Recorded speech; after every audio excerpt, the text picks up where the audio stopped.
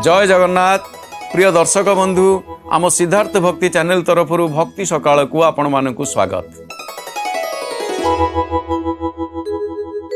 प्रत्येक उत्कलीय परंपरा रे राधा कृष्ण बा अन्य पक्षरे शंकर पार्वती एवं निज निज प्रति ग्रामर इष्ट देव देवी मानकु जो बेश करी महाप्रभु मानकु बा श्री जीव मानकु भोग खाइबाकू गाँ गाँ बुली द्वार द्वार बुली महाप्रभु को भोग समर्पण करा जाए।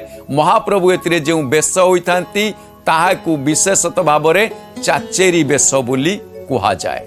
विशेष भाव में महाप्रभुंकर 32 बेश एवं 24 बेश ए सबु बेश भितरे महाप्रभुंकर श्री जगन्नाथ महाप्रभुंकर चाचेरी बेश एक अनन्य बेश। एई बेश विषय आमे आलोचना करिबा। महाप्रभुंकर जो चाचेरी बेश 24 बेश 32 बेशरु अनन्य बेश होउछंती चाचेरी बेश। प्रकृत रे दर्शक बंधु ए चाचेरी शब्दर अर्थ होउछि उत्सव, गीतवाद्य, हर्षोल्लास, सौरागोत्सव जाहाकू कहा जाए। हस सरागर उत्सव जाहाकू सौरागोत्सव बोली कहा जाए।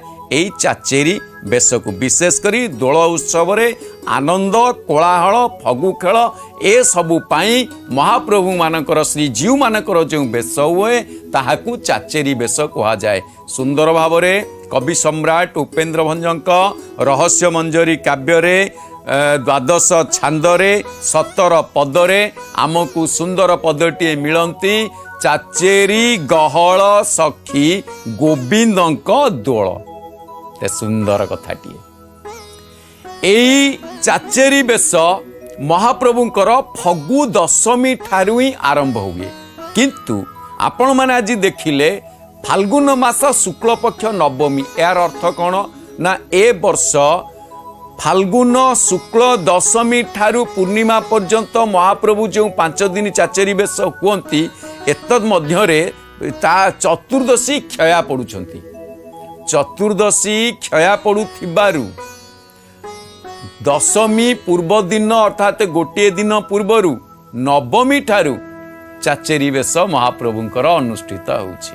श्री जगन्नाथ मंदिर रे मध्याह्न धूप बढ़िबा परे महाप्रभुंक आज्ञामाल नहीं दोल गोविंद को दक्षिण घरु आनी दक्षिण द्वार पार्श्व